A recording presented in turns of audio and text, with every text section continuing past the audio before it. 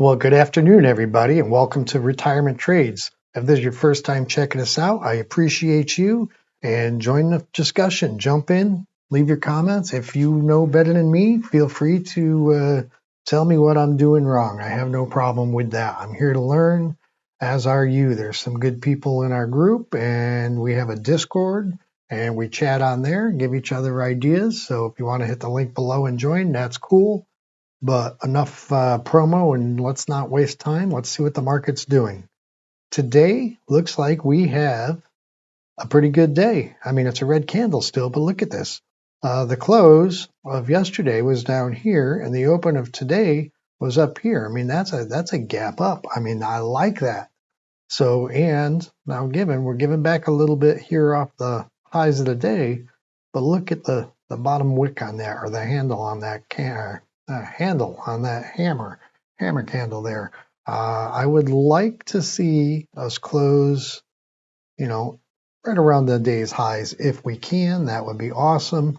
If we could possibly get above yesterday's high, that would be fantastic. That would be, it's not going to solve all the problems, but it would be a good sign. So, all right, let's take a look at the positions and see what we're doing. Okay, up 465 for the day. That is exciting. Again, there's not a whole lot we're probably going to do except for strategize, look at things where we can maybe take a little bit of profit if we get the opportunity. Probably not going to do any real shopping because it's just simply we're going to put too much strain on the buying power if we have another down day or two here. In fact, I'm trying to look for other ways to balance out the portfolio just a little bit here. I mean, we could get buying power back by selling off our Mara shares at a loss, but those are bought and paid for. We're down $700-800 on that. That really does suck. But it's a matter of just hold it, and Bitcoin's going to run. I mean, this is a crypto-friendly administration, so at some point they're going to say something, do something that's going to reassure the market, the crypto market, that all is well, and they will start buying again. So that's just time. Now we don't have time on the option end of the Mara. Basically, we have 23 days left. We rolled this out pretty far already. I can continue to roll it for eternity, realistically, and never, suffer that pain. Well, that's not true. At some point, it's either going to be so far, in the money that you're not going to be able to do anything. So that's not practical. But what are we looking at here? We're down $35 on this particular trade. And where are we in our overall position on Mara so far for our options, not our holdings? So let's take a look over here on the Mara on the spreadsheet, and this is the put we have open. Let's just pretend, say we close this today, and what is the price on that right now? Let's see, trade. Let's see, April 4th. Open that up. All right, so that's going for 385, 395. Middle price of say 390. So let's say, what if we wanted to pay today 390 to get out of that? We would be down that $35 on that trade, but we'd still be up on all of our closed positions, 149. So that's 149 towards the upside down position here in Mara. So theoretically, instead of owning it for 2,100, we'd own it for, let's just say 2,950. So we would be down $600 there. And that, like I said, that's just a matter of time and waiting. I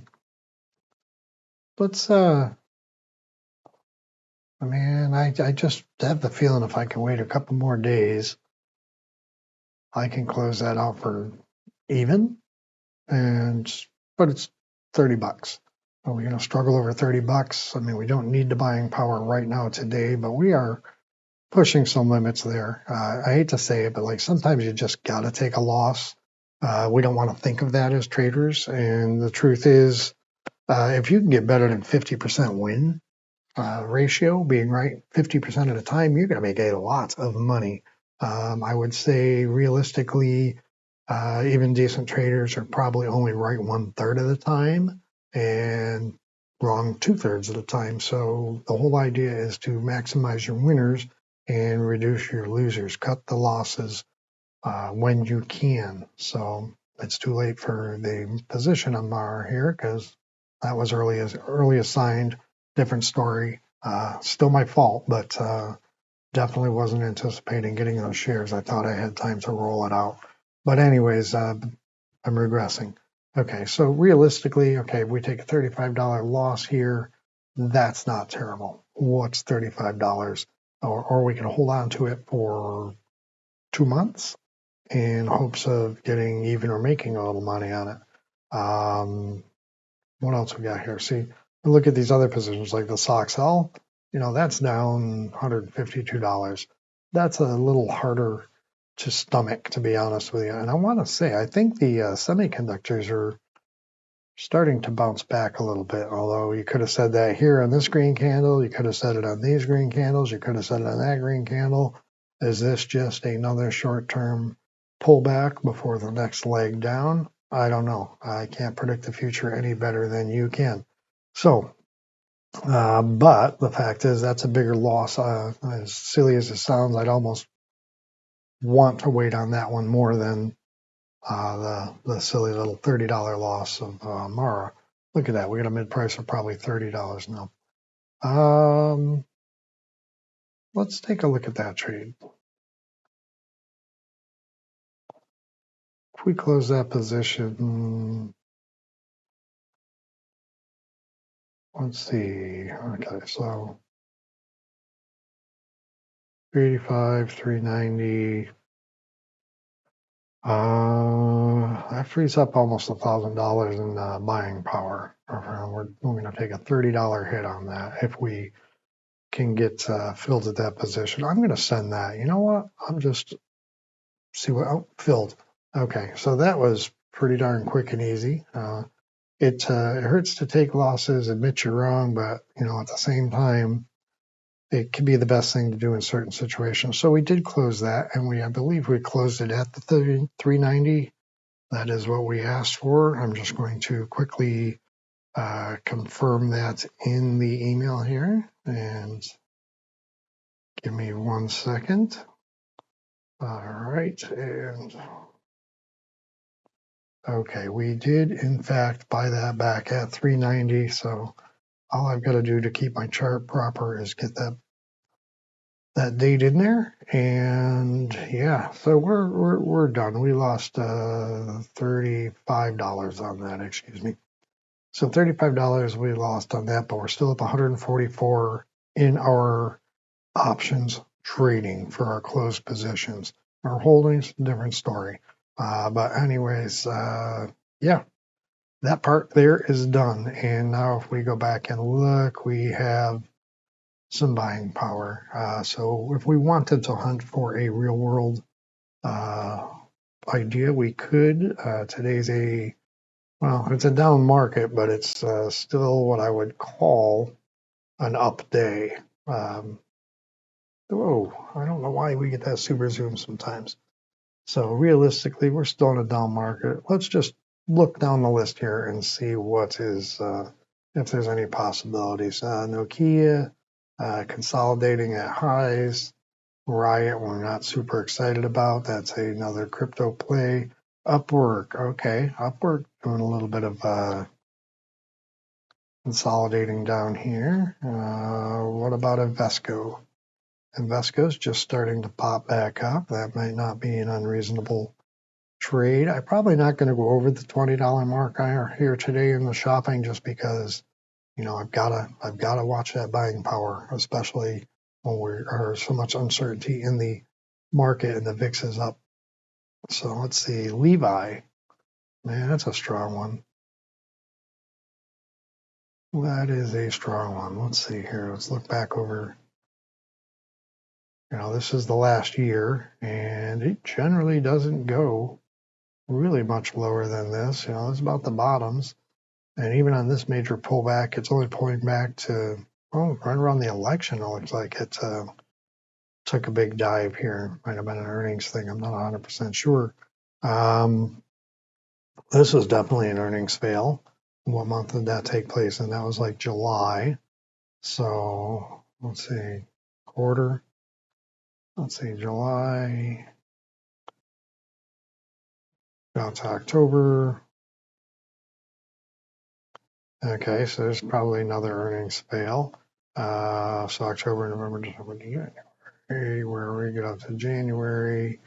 Look at that. This is another earnings season here. Even without looking at the earnings, which I definitely suggest you're going to do in long-term holdings and whatnot, get more into the fundamental side. But like for me, what I'm just quickly doing here is like this looks like an earnings fail. We're out here beginning of January. This is probably the earnings day right here. Looks like a jump up. Now it looks like it's been forced down with the market. And this is just me anticipating the charts or trying to interpret the charts, excuse me, not anticipate, interpret the charts from just visually from what I'm seeing. This is like kind of like this quick and dirty technical analysis here. So this tells me they probably had a good earnings report here in January and they just sliding down with the market. So I would guess that if the market starts to recover, they're going to start to show some of the positive signs from that last earnings. So that is, I kind of like this chart, believe it or not. So let's see what's next here too. Vishay, that's semiconductors, right? If I remember correctly. Just bounced along. Semis are just kind of stuck in this. A lot of them are just stuck right now. Gold, we're not getting into. Soxel, man, I'd be honest with you. I almost want to consider doubling down on the Soxel. So without owning the entities, I'll buy it. If I sell another put at a lower price here, and that would help offset any potential damage or assignment on the other Soxel. So what are we in that for? We're $26. Wow. So we're down $7 in change. Let's just take a peek at that for stocks. Let's go out to April. Let's obey our rules, not reach for too much premium here. Let's look over here on the chart. So let's get down in the 30 delta range. We got 28 and a 33. So it looks like we can get about roughly $1.50, $1.80 here for the 33. Kind of splitting hairs there. Chart wise, where are we looking here? What was this low? Gotta open my window back open here. The low was 1651. So 16 is definitely kind of out of the money. Excuse me, well in the money. Okay, so let's 17. Let's look at that chart here. We're 17. We're floating. I'm kind of comfortable grabbing that 17. Now, given I said I wasn't going to reach for premium, and I'm trying not to be greedy like that, but also I'm looking at a chart that shouldn't be too much more downside. So what's that worth? You're talking just over a month's holding, and we'll call it 5 weeks holding, and we're looking at say $1.85 divided by 17. That'd be 11% in a month. That is a lot of money. Just quickly go down to say 147 if we guess kind of the median on the $16 strike price. Divide that by the 16. That's 9%. So to be honest with you, let's be a little more cautious here. Let's try and sell this put 48 cents seems to be the mid price. And make sure we're doing this right. April 17th, not making any more mistakes. We're on the put side. We're in the sell category. So we're selling a $16 strike price for $1.48 is what we're trying to get. And we'll send that off. May or may not get filled. And what else did we want to look at here? Carnival Cruise Lines. That's down a whole big bunch. Let's look at the chart quick. Look, we're getting a little bit of a bounce back here. Looks like it's struggling today, but it's got a better looking candle than the S&P does. So I'm not going to complain about that. Again, these are mostly stocks that got pushed down with the recent market events. So I'm not panicking on any of them. But if I wanted, the reason I sold the MAR was because I was able to get out of that for relatively little money to free up buying power, which I pretty much just ate up on the stocks trade. So that may not be a valid. Oh, never mind. We got filled. I was going to say it may not be. I didn't really look at the buying power on that, but that might have hurt us if it doesn't help us kind of quickly. So, all right. So let's go to SOX L and on the spreadsheet. And again, me not paying attention to all the details. Okay, so we're doubling down here today on SOX L. We're selling another put. Expiration is going to be April 17th. And this one here is the $16 strike price, one contract. And we collected a $1.48 on that.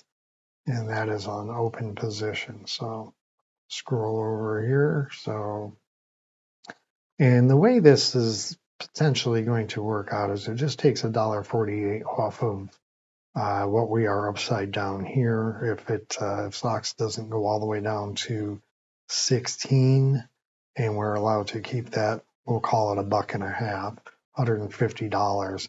That's going to help offset our costs here and the SOX L put we have for March 28th. We might have to roll that one more time, try and collect a little more premium, but basically right now we're down $7. So if we take another $1.50 off of that, we'd only be down about $5.50, which is a little easier to absorb than the full amount. Now, what it does do is it puts us at risk if SOX L goes down below the 16, then we're buried in this one and potentially get assigned in both, and that would be devastating. But anyways, yeah. So this may have been a mistake, doubling down on SOX L today, but I have a little faith that the market is. I'm not going to say it's going to bounce back pretty quickly here, but I think we're going to chop around down here for a little bit and then head back north. That may take a couple of weeks or so, but I got time, as best as I know anyway. So if you enjoyed the video, then please hit the like button. YouTube likes that an awful lot. If you haven't subscribed, go ahead and do so. Click the little bell icon so you know when I post. I usually post 3 times a week. I usually record on Monday, Wednesday, and Friday, and those videos post on Tuesday, Thursday, and Saturday mornings. I'm always shooting for 9 a.m. video post times, so just so you guys can have a little regularity if you want to keep up. But as always, thanks for watching. You guys enjoy the rest of your day, and I will catch you all on Friday.